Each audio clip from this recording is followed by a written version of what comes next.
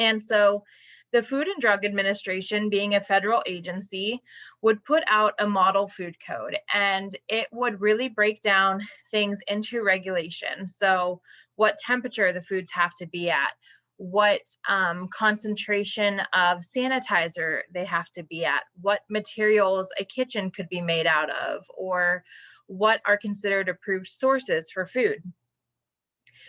And then Pennsylvania, when that would be published, Pennsylvania would come out and kind of paraphrase a lot of what they were saying. So Pennsylvania would adopt certain aspects of that, put together their own food code, and issue that update.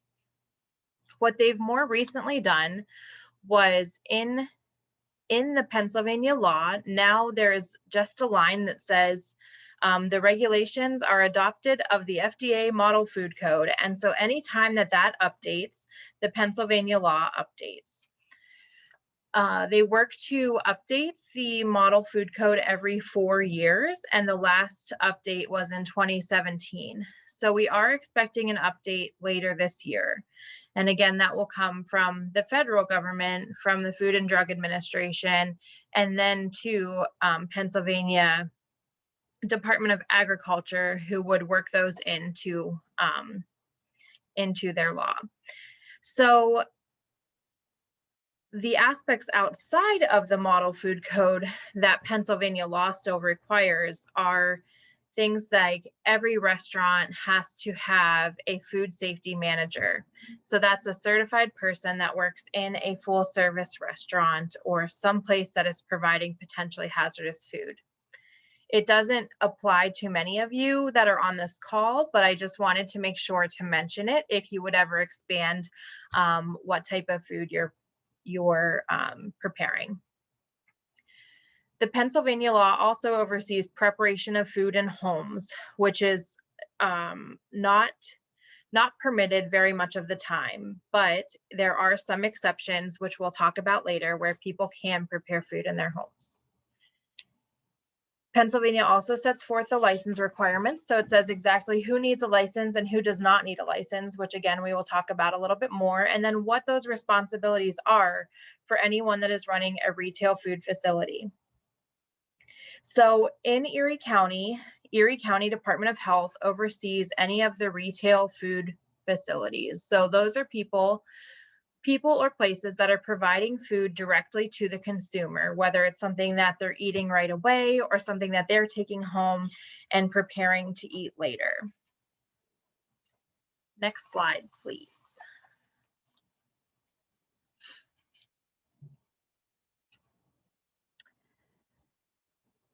I wanted to pull out just a few definitions to make sure that we're all on the same page as we talk about it, because I know that my tendency is to mention restaurants, and so sometimes it does become a little bit of a gray area, because I know that a lot of growers or producers are working on, one or two items and not a full service buffet. So a retail food establishment is what we actually license. So any establishment which stores, prepares, packages, vends, or offers for sale or otherwise provides food for human consumption.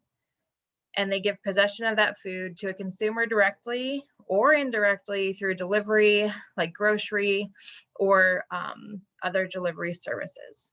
So it doesn't matter if someone's offering something for free. It doesn't matter if someone's offering things for a donation. If they are preparing food and it is open and exposed, then they absolutely need a license. If it is if it is maybe in a container, but is something that would be potentially hazardous or considered now a time and temperature control for safety food, they still need a license. So those are things like prepackaged ice creams, or in the farmer's market context, those are prepackaged meat or prepackaged eggs. Well, eggs are always in a carton. Sorry about that. So those are the foods that we're talking about when we're talking about licensing at farmers markets. Next slide, please.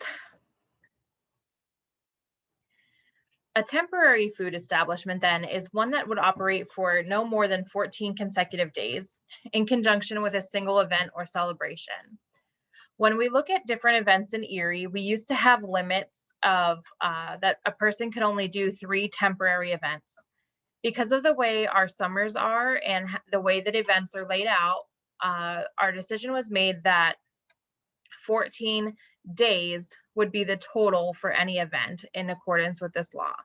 But instead of maybe 14 days of a 2 week block on the calendar, what we did do was that, if you have a market every Wednesday in the same place, it's the same event, it's the same location, then one license could cover 14 weeks of a total. So a total of 14 days, but spread out over 14 weeks at that single event. So those are things like 8 Great Tuesdays is also in that category. The beach concerts are also in that category, concession stands at some of our local sporting places, and then farm markets. The other definition that I wanted to make sure to share was the raw agricultural commodity. So in the Pennsylvania law, it states that any food in its raw or natural state, so anything that has not been cut, has not been chopped, has not been altered, is something that is a fruit or vegetable coming right out of the ground, maybe being washed and then going right to marketing. And those do not need a license, which we can talk about on the next slide.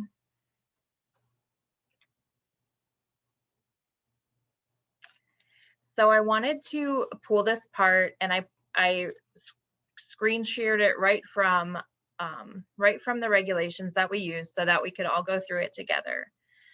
So again, we've already talked about who does need a license, but the exemptions of who does not need a license are food facilities where only pre-packaged and non-potentially hazardous food or beverages are sold. Unfortunately, for a lot of the people on this call and I guess the general population, that basically means pop and soda and candy and chips, things that are already prepackaged, non-potentially hazardous. It could also mean things like granola or cookies or other baked items, breads. So maybe that is better for us. Um, the other exemptions are a retail food facility that only sells raw agricultural commodities. So if you are only selling vegetables or fruits that you grow and maybe wash and don't process in any way, then you are exempt from having a license. If you would process them at all, so if you're making up like a salad mix or selling packaged sprouts or selling watermelon by the half, any of those would then be considered processed, and those would need a license. Retail food facility exempt from licensure by the order of the secretary. We have not come across yet in either of those scenarios, number 3 or number 4.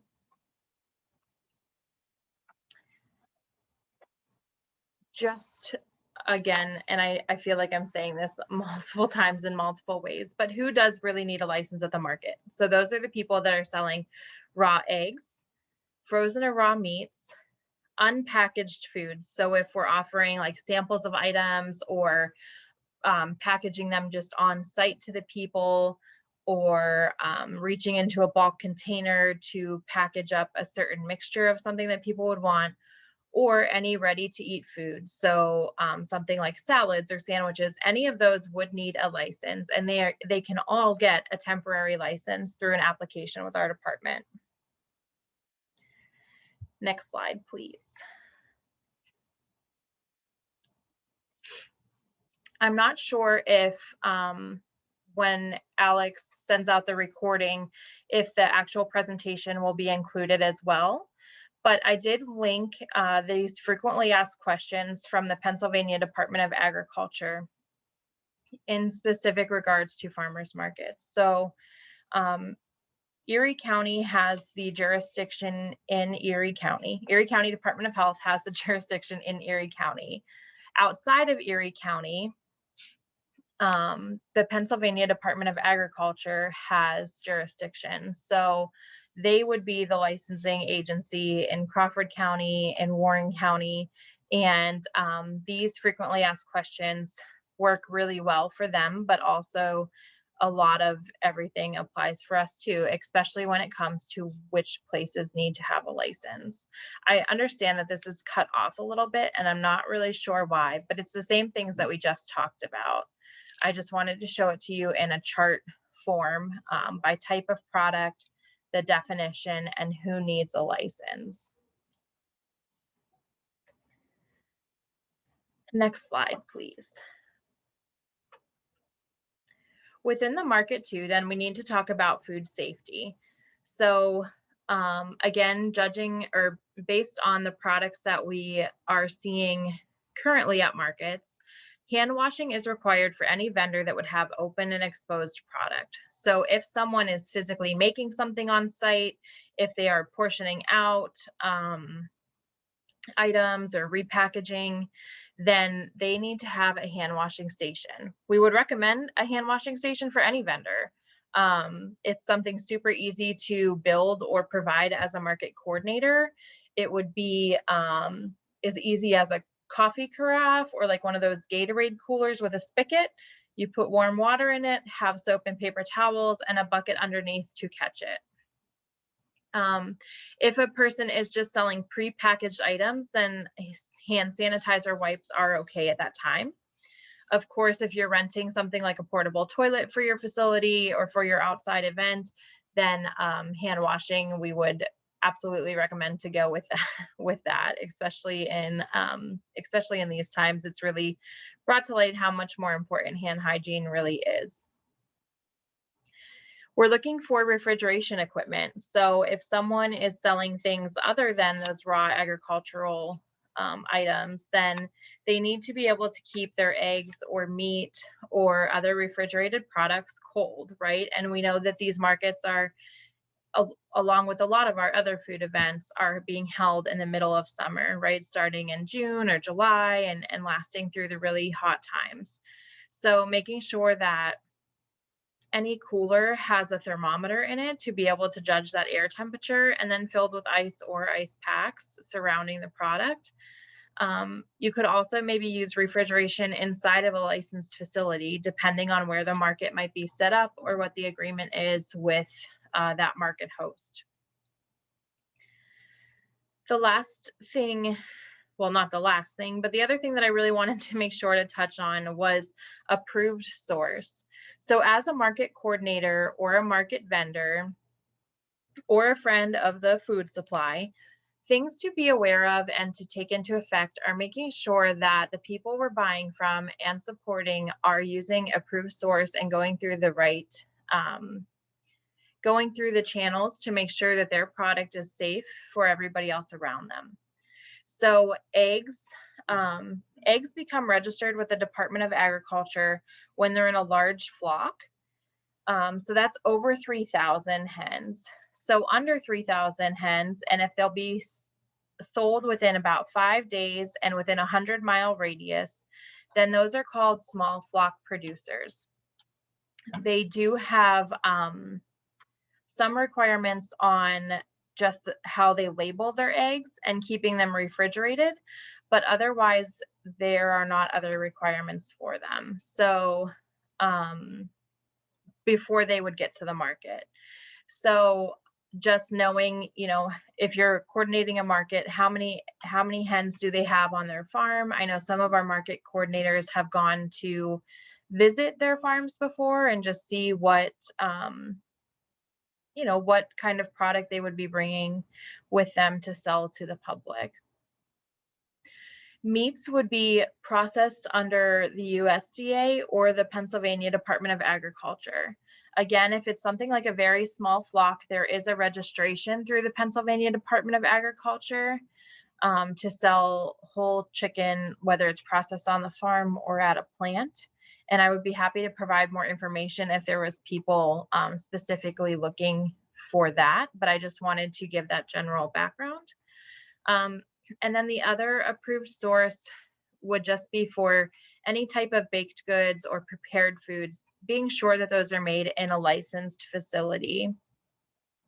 Earlier, I had mentioned people making items at their home, and there are a few, but not a whole lot. There are a few home processors registered with the Pennsylvania Department of Agriculture in Erie, Pennsylvania, or in Erie County. So if you are concerned about it or wondering if they have a valid license, you can ask them to provide you a copy of it before you start your market. You could also reach out to me or the Department of Agriculture directly to verify that license, or any place that is licensed in Erie County is listed on our website at eriecountypa.gov. Next slide, please. We do have two licensing options, and I'm sorry that I didn't get to add a lot of pictures to this presentation, but a temporary license, again, we talked about a little bit, is available to any person participating in an event.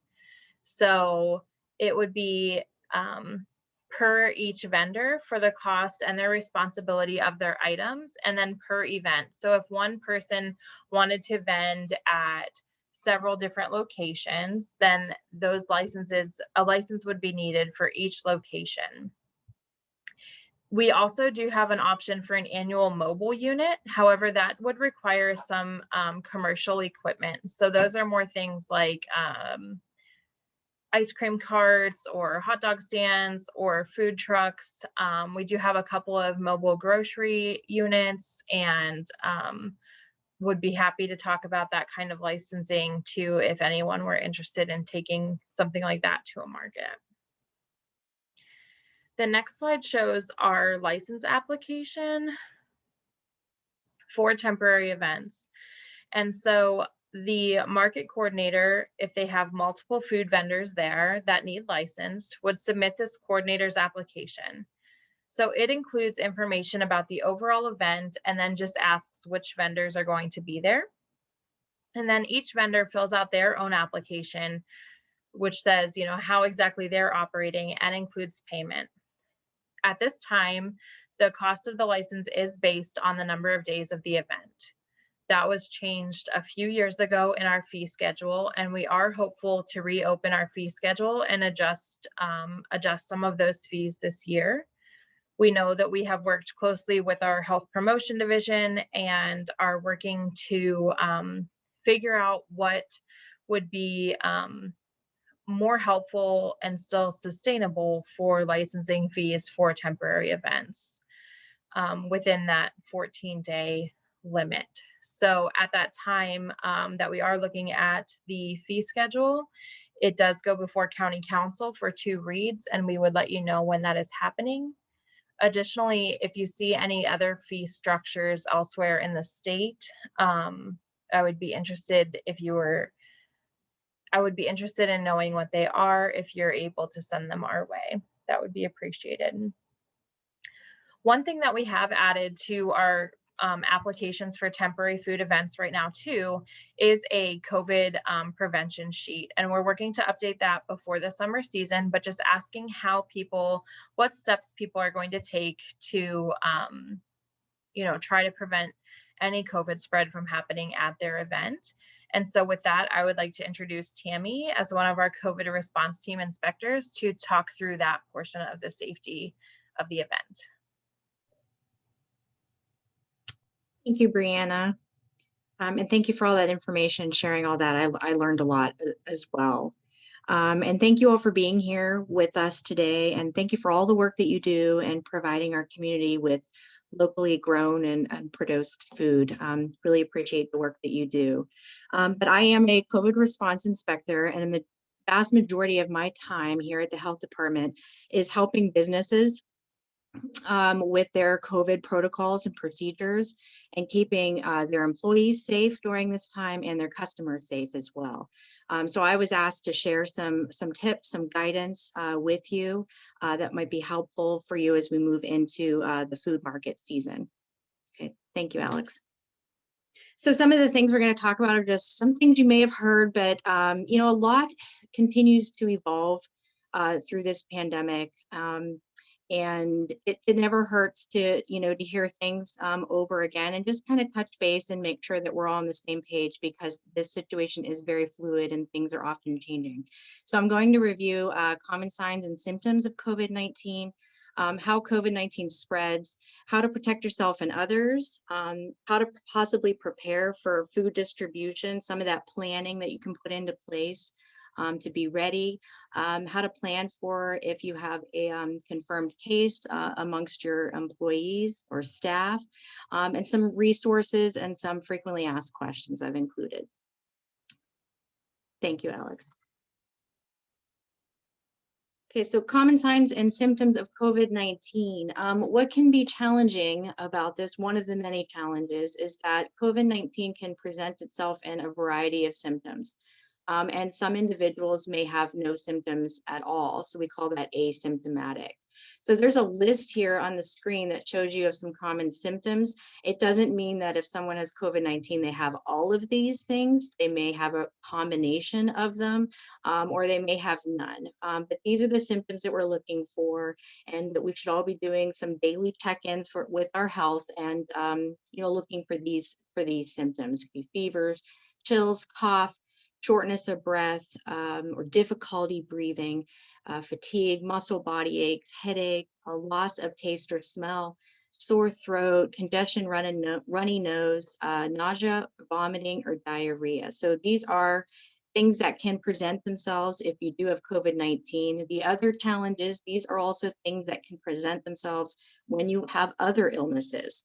But keep monitoring your health on a daily basis. If you have symptoms, check in with your doctor, and don't hesitate to get tested. Okay, Alex, next slide. So how does COVID-19 spread? COVID-19 spread very easily from person to person. And, you know, things have shifted over the course of the last year as scientists have learned more. And in learning more about COVID-19, they learned that the primary source of transmission is through respiratory, droplets in the air. Those droplets can land on surfaces, and then if you touch that surface and then touch your eyes, nose, or mouth, that is also a way that can be transferred. And proximity is key here as well. So because it's primarily being transported through droplets in the air, when you're within close contact of others, is when the transmission is occurring. And it can occur from somebody who has no symptoms. So this is where I usually talk to people about the W's. So wearing your mask and wearing a properly fitted mask is very important. Anytime you're around others who are not living with you in your household, washing your hands, and watching your distance. So avoiding crowds, and keeping 6 feet away from others. Okay, Alex, next slide.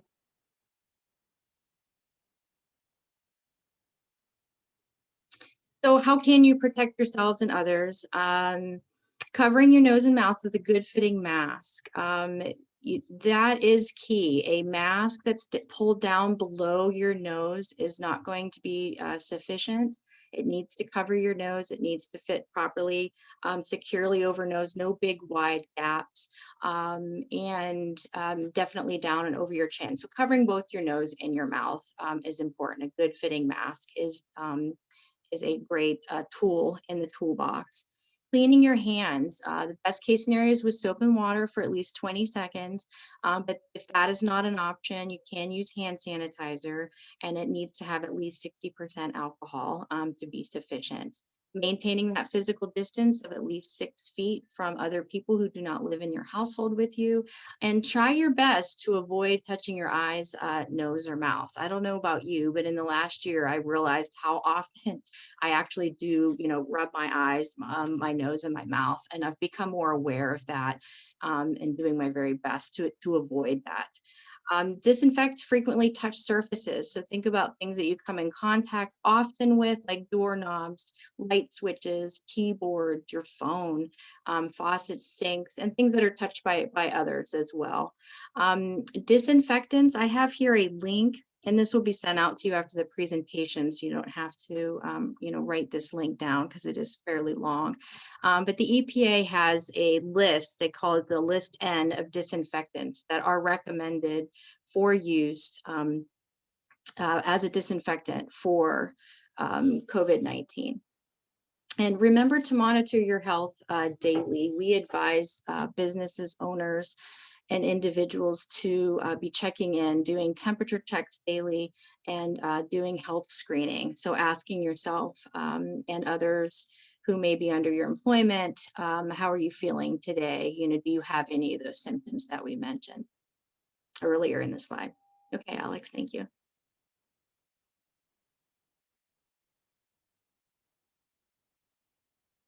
So what are some things that you might start thinking about in preparation for your food distribution? And I just, you'll see some pictures here. I was able to just do a quick Google search and found some things that I thought might be applicable to this presentation today. And in this image, it's a food stand. You see individuals, of course, wearing masks.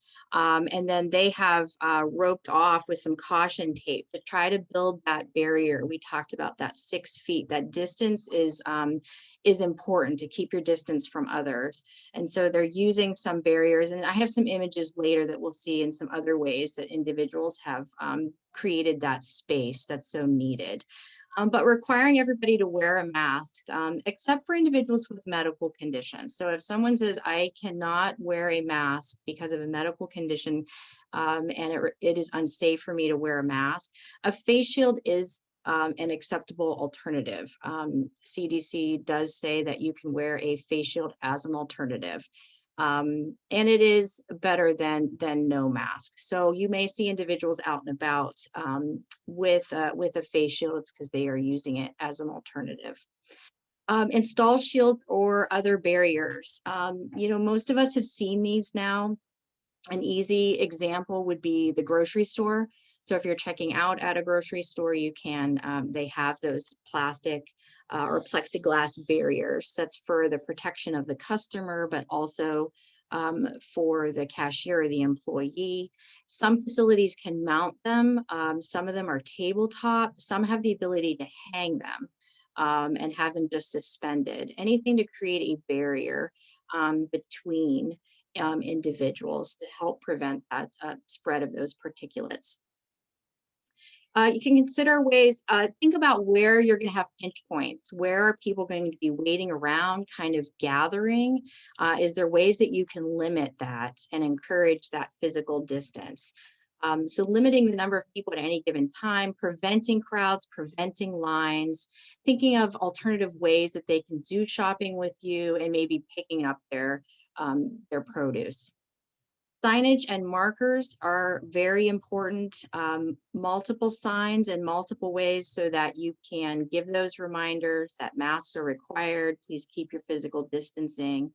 And markers in some stores, they can actually use tape and things on the ground.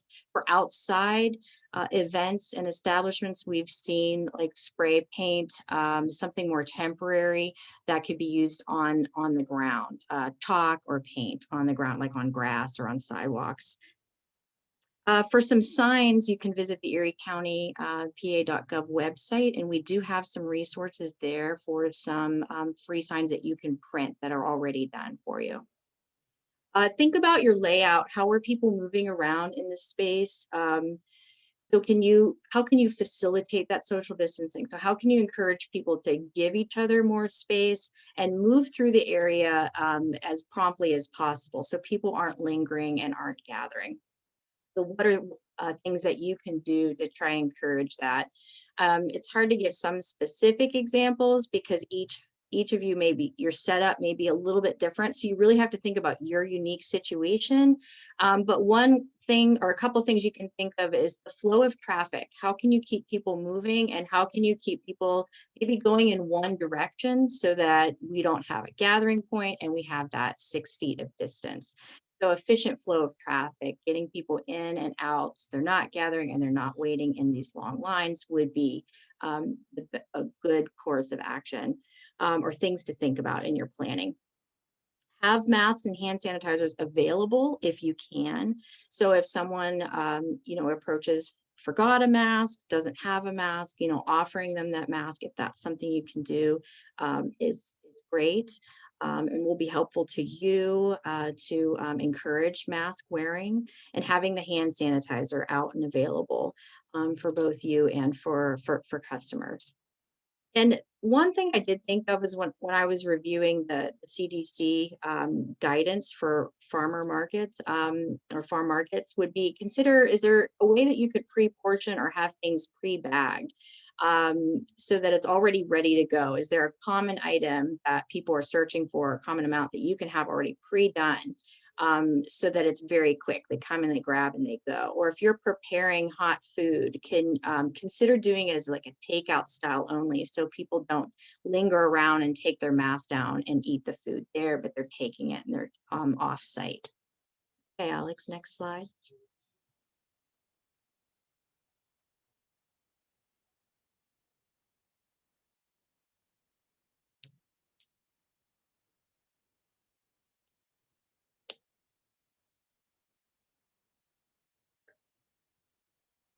Some other tips, frequently disinfecting high-touch surfaces, we've mentioned already. Consider assigning that. Many facilities have individuals that have that responsibility, so that is on their radar. If they're thinking of that, that's in the forefront. Have a schedule, have a list of the things that you need to be frequently disinfecting, and then you can check those off. And that includes things even like your pens and your clipboards, anything that's being touched, counter surfaces. By having a schedule and having it written, knowing the frequency in which you're doing it, will help keep it at the forefront, a helpful reminder so that things aren't missed. And it'll help you in building that list too, to really think through what are all the high touch surfaces I need to be disinfecting. Can you expand hours? Can you stagger times for customers? Anything that's in relation to really trying to give an experience where there's not as many people gathering at one time. How can you spread out the number of people in the area? Regular symptom screenings, we mentioned that earlier, checking in with yourself, with your health. And if you're really not well, please, stay home and take care of yourself. Make sure you have enough time to do all these extra things, including the disinfecting. Could you designate a specific time for individuals who are high risk, maybe a special senior shopping time, or for individuals who are autoimmune compromised? Can they have a special time where there's fewer people in the area that they can come and just shop? Providing directions and frequent reminders, having that signage out so that it's clear that individuals know what to expect. If you're setting up a one-way flow of traffic, that signage is going to be very important so that they understand the direction in which they're supposed to go, where they're supposed to approach you at the stand. Reminders for that physical distancing to help them just remember to keep their distance and keep their masks on. Can you implement a cashless payment system? Is something to consider. And in your communities, you may want to consider having signs in different languages, depending upon the community in which you're operating, so that individuals can understand the information that you're sharing with them. And we do have some of those signs that have been translated, and they're also available in the Erie County PA.gov website for you as a resource. Okay, Alex, next slide. Thank you. So I found some more images just to give you an idea of some setups, maybe applicable to you, maybe not. I wasn't sure, who was going to be on the meeting today. But we've got a sign in the upper left-hand corner, one-way foot traffic, hashtag keep it moving, social distancing required. Big signs are helpful. Brightly colored signs are helpful, things that will get people's attention. We're seeing a lot of signs now. There's a lot of information to take in. So don't be afraid to have too many signs as well. And in multiple places, you can repeat yourself so that it can catch individuals' attention. In the lower left-hand corner, I pulled this image out because it shows a good like tabletop barrier that was handmade. It has the plexiglass mounted in between the wooden frame. Thank you, Alex. She's highlighting some of the details. And she's got that signage there, the hours clearly posted, and then sanitizing and helpful reminders. And then if you can see there, the way that one's built is there's like a pass-through underneath, but it's quite large and tall. So she's able to send on the table underneath that barrier, whatever she's wanting to share with individuals approaching her table. But then there's still plenty of barrier between, from about her waist up past her head to help protect her and the customers. If that's not possible, another alternative that we have seen that is acceptable is just trying to give you that increased distance, that 6 feet of distance. So in the right-hand corner, it's like a honey cart. They have, if you can see down below, 2 tables set up in front. And there's, I think the individual is just passing like a credit card. So it's like a real brief interaction, a passover, and then the interaction ends, and then that 6 feet is established. That is a great way to keep that physical distance. I've seen this in restaurants too. Actually, just saw it the other day at Subway. If you've been to a Subway substation, they have you walk along and build your sandwich with them, and they put in front of their sandwich station, they put tables and chairs. So that was a physical barrier. So the individuals had to be standing 6 feet behind that and then talk to the individual building their sandwich for them. So that's another example I've seen. Thank you, Alex. Next slide.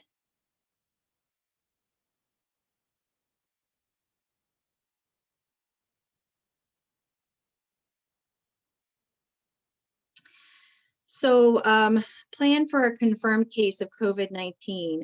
Something else that the team I work with here and I do is we will talk with businesses when they've had a confirmed case on, okay, what are the next steps? An employee or an individual here has been identified as COVID positive. What do we do? The important thing to do is really keep an employee schedule and location of assignment for contact tracing purposes. I'm going to talk in a minute about close contacts and the definition of a close contact, but you're going to need to know, who's around who, so that if someone does become COVID positive, you'll know whether individuals need to be in quarantine or not. Assign someone to have that task, so that's someone's responsibility, and then secure and decontaminate areas that have been affected. So the recommendation is to close down areas for 24 hours in which that COVID positive person had been in. And that could just be the areas that they had been in, but consider common spaces as well. And then do deep cleaning, high disinfecting of the area of all surfaces in that areas, and the high touch surfaces as well. And then identify the employees or volunteers who were in close contact with that infected person. And close contact is someone who was within 6 feet for 15 minutes or more with someone who is COVID positive. And that is irregardless of whether they wear a mask or not. Even if they had a mask on, if they were within 6 feet for 15 minutes or more of someone who's COVID positive, they need to be quarantining from the last day that they had contact with that individual. And if someone has symptoms, again, stay home. We should monitoring our health daily, doing temperature checks and any symptom checks. And if they have any symptoms, we should communicate that to employers and supervisors and spend that time at home. Okay, Alex, next slide.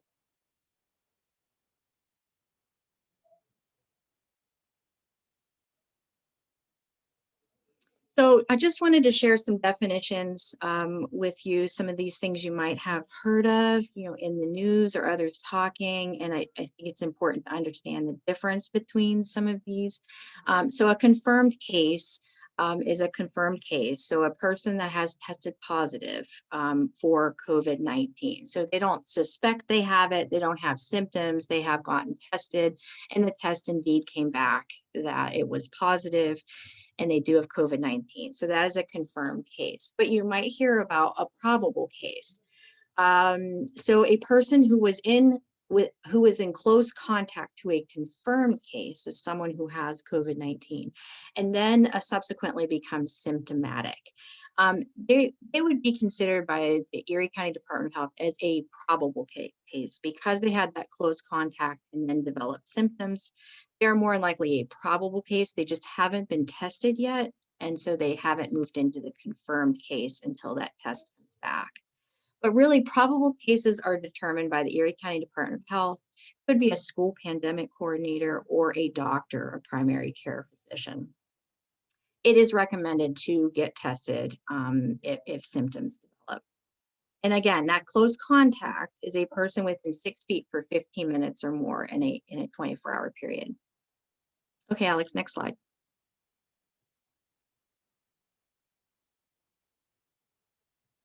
So you'll hear terms like quarantine and isolation, and we often get asked about what is the difference between those. So quarantine is someone who has had close contact within 6 feet for 15 minutes or more of someone who was COVID positive, and they need to quarantine or stay at home and away from all others outside of their home from the last day of contact.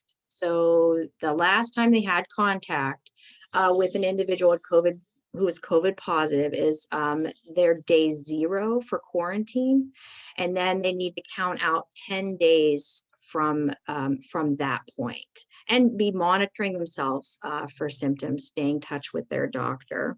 It is important for them to remain in quarantine whether they get tested or not, because an individual can test negative, but then a few days later test again and test positive. So symptoms can develop within that 10-day period.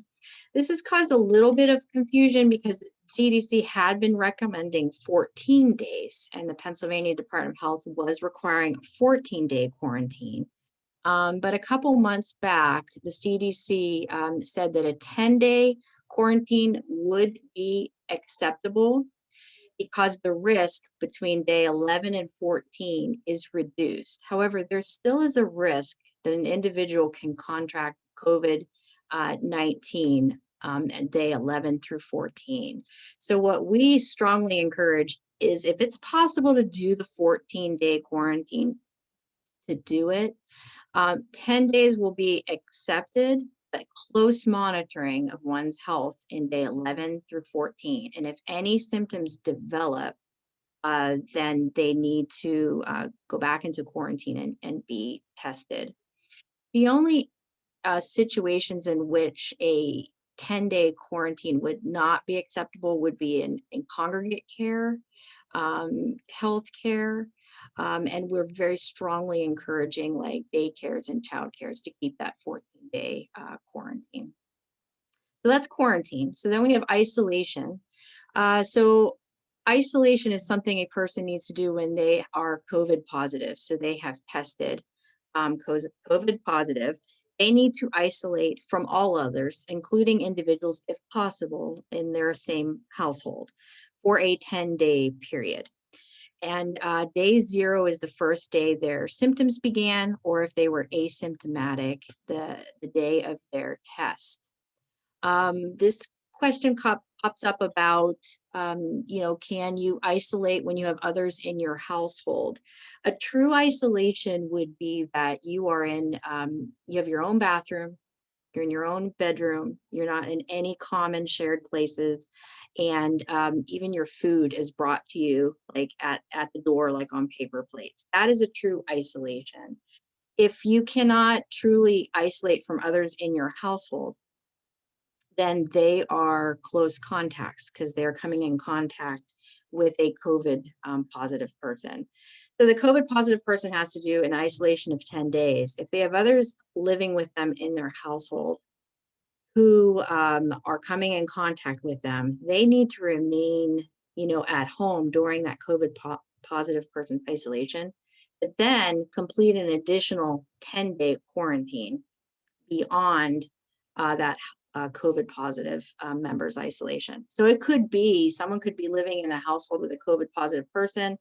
They're staying in the household with them. They're in contact with them during their 10-day isolation, but then they need to complete an additional 10-day quarantine, minimum 10-day quarantine beyond that isolation.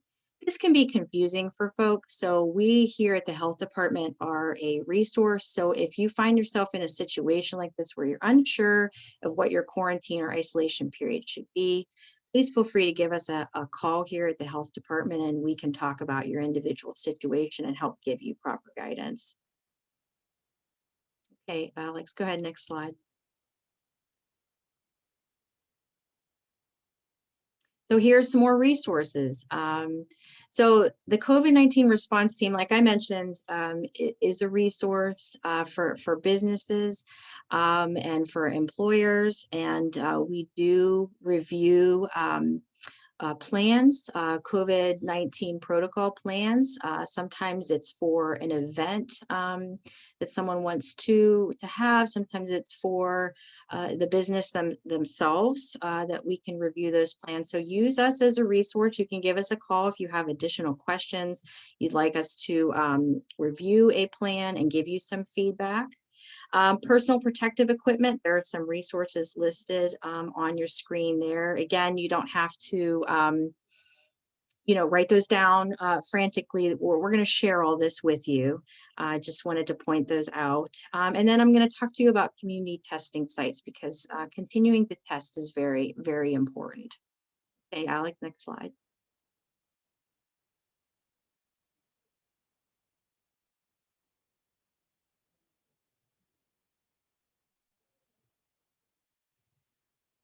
So, testing has improved and access to testing has improved since the beginning of the pandemic. I know some local Rite Aids have added here in Erie some drive-through testing that you can do. But I also want to point out that the Erie County Department of Health has been working with community partners to provide free and open testing. And on your screen, there are 3 locations where individuals do not have to schedule a test, can walk up and receive free testing. And so that's the Booker T. Washington Center. They are on Tuesdays. The Quality of Life Learning Center is on Wednesdays. And then the Martin Luther King Center is on Thursdays. You'll note there's there are specific times, so note that. And then also note that it says while supplies last. And that's because they only have so much material to be able to do the testing. And so if when they run out of supplies, then they're done for testing for that day. So I just want to point that note out. But I think that really hasn't happened as of yet. I think they've gotten close. I think at the peak when we were seeing our highest point of positive cases, they were doing also the highest number of testing. And they got close, but I don't think they've had to turn individuals away as of yet. But I just want to point that out, and those great partners that are helping the community. So it is important to continue to get tested so that people know if they are indeed COVID positive, so that they can form those close contacts and identify close contacts so that people who are ill can stay at home and help stop the spread. I think that's all I wanted to point out on here, Alex. Go ahead and do the next screen. So a couple questions I'll get asked is like, what kind of mask can I wear? So non-medical masks or masks with 2 or more layers that cover the nose and go around the chin with no gaps. You've probably heard in the news recently that doubling masks, you know, it doesn't hurt if you can double a mask. It's not required, but if you can double a mask, go ahead and do that. But still, the key here is that the mask properly fits. You don't want big gaps, and you want it to definitely cover your nose and to cover your chin. Sometimes we get asked about what kind of hand sanitizer we can use, as long as it says, and it'll say on the ingredients in the back how much alcohol. It should have 60% alcohol, then it's doing the job that it needs to do. I mean, soap and water is always preferred. Hot soapy water for 20 seconds, washing your hands as frequently as you can throughout the day is preferred, but in some situations it's not possible. So the hand sanitizer is acceptable. I would like to note, though, that be careful now that we have a lot of hand sanitizer around us, in our homes and in our communities, to help stop the spread of COVID-19. But be aware of where those are, how they're labeled, and who's using them. So please try to keep them out of reach of any children who might accidentally ingest or swallow them. There's so many different types out now, and some of them, are very pleasing to smell, and young children sometimes think that it might be something good to try to eat, and that is not something that we want to have happen. That is not a safe situation. So just a friendly reminder to keep that hand sanitizer up and out of reach, especially of little ones, but within view and accessible to adults. This list here is the same list I mentioned earlier, like which disinfectant should I use? There is a lengthy list that is available on EPA website, and there's the link there. And can I get COVID-19 by touching contaminated surfaces? Yes, you can, although it's believed that it's most commonly transmitted through respiratory droplets, which is why it's key to have that mask on, properly fitted, and keep your distance. But it is possible to touch a surface and then touch your eyes, nose, or mouth, and have it be transferred that way. So please do do the disinfecting of the high touch surfaces. Okay, I think next slide. I'm trying to remember if I have one more. Okay, it's just some contact information there. And thank you very much for your time here today. And I think Alex will help lead us through if there are any questions. Thanks again for your participation. Thank you so much, Tammy and Breanna, for your time today. And thank you to all of our participants. We do have time for a couple of questions. My first question is, markets need to be turned in. Alex, you cut out. I couldn't hear you. What did you ask? How soon do applications for markets need to be turned in? Sure. So we ask that any application for a temporary food event would be turned in at least a week before the event. However, if there's multiple vendors that we have to license, the sooner the better.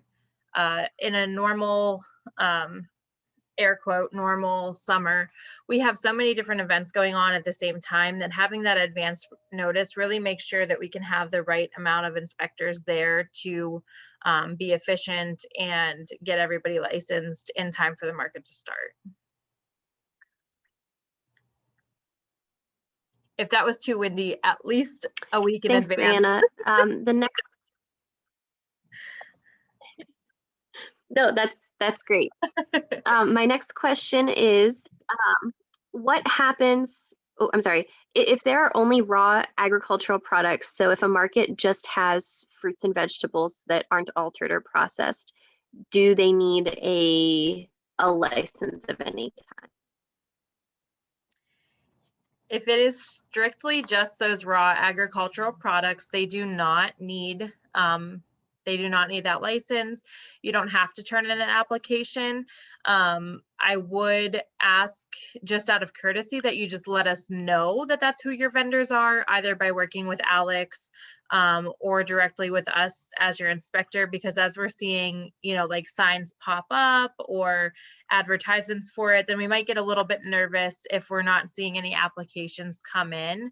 Again, just so much going on that we would just appreciate knowing what's going on out there. And I know that Alex is actually trying to work really hard with all of the different markets and help to make sure that everyone's successful as they can be.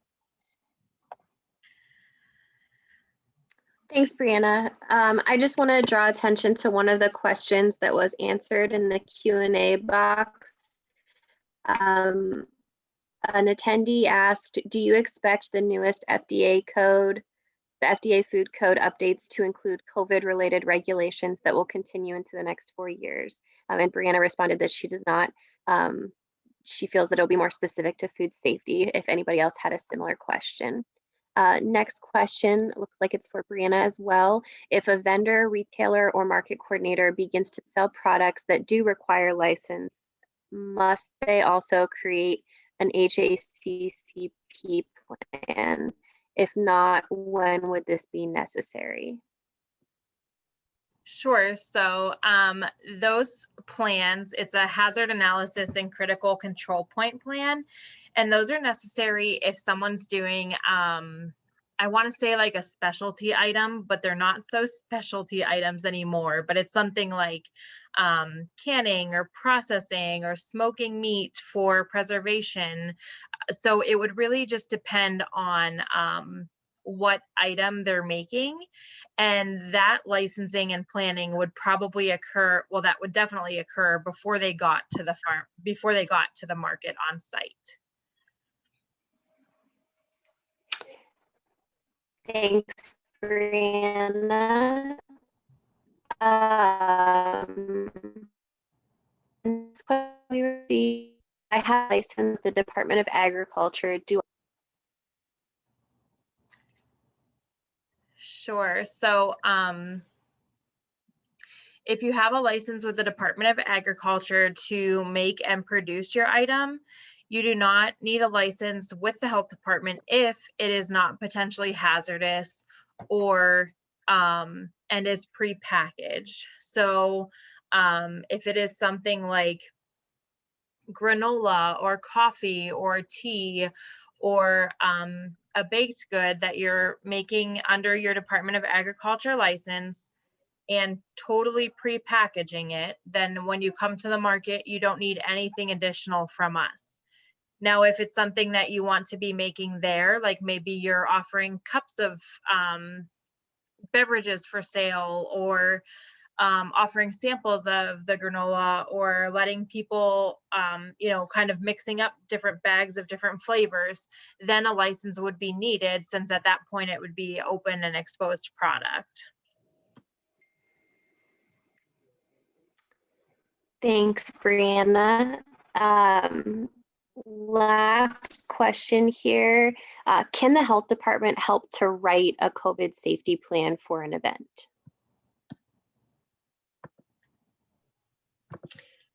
Breanna, I can answer that.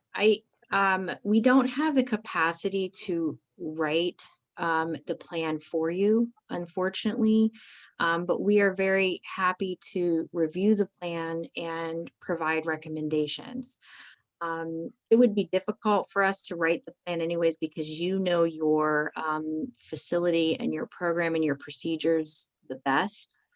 So it would really be best for you to think through it, write out your plan, and then you can reach out to us and we'd be happy to review it, set up either a Zoom meeting or a phone call initially to review it, provide you with recommendations. One thing, Tammy, that I will add to that too, is that when we were, in the different color phases and heading towards the green phase, when restaurants could like reopen more, one thing that we had done for them was put together a type of template. And so as we've been doing this presentation, that's one thing I actually wrote down, that maybe we would be able to make, a template with different options for how you might do your event. And then you could kind of just pick options or make sure that you had hit all the bases, if that makes sense. So that's something that we will talk about internally. And if we're able to design something like that that's easy to use, we will send that out to everybody. All right. Thank you, Breanna and Tammy. I do recognize that it is after 1. I have to jump off if you haven't already.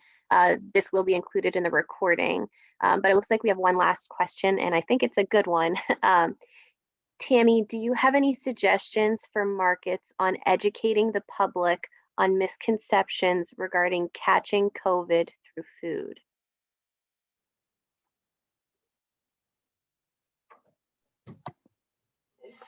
I think that, your signage is going to be key. And I think by modeling the physical distancing and the mask wearing, I think that's going to put a lot of people at ease. I know that, individuals aren't comfortable when they see people, preparing their food, if they do see that, without a mask on. So modeling the mask wearing is going to be, I think, a very big help for that.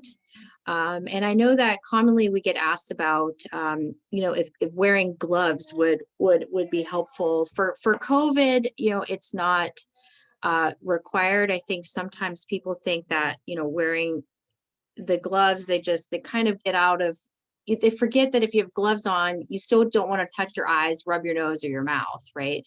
So wearing gloves is possible, but you have to really know how to wear them, how to change them, when to change them, and really have to think through if it's really going to be the best use. But sometimes glove wearing can make people feel more comfortable, as long as you know how to properly use them, how to change them out, and when to change them out. And don't become too comfortable, because by wearing the gloves, you can still touch surfaces and then touch your eyes. So you still have to have proper hand washing in there as well. So hopefully that helps a little bit.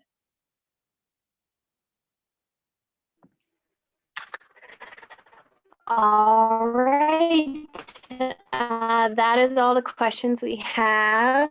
Thank you again, everybody, for all that you do to support our food system and to help bring local foods and local goods in Health Department and the Erie FPAC to keep our community safe and healthy.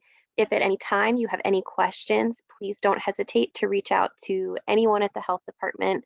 We're happy to help you from planning to the implementation of your event. If there's anything we can do to help, please always give us a call. So thanks, everybody, and have a great rest of your week.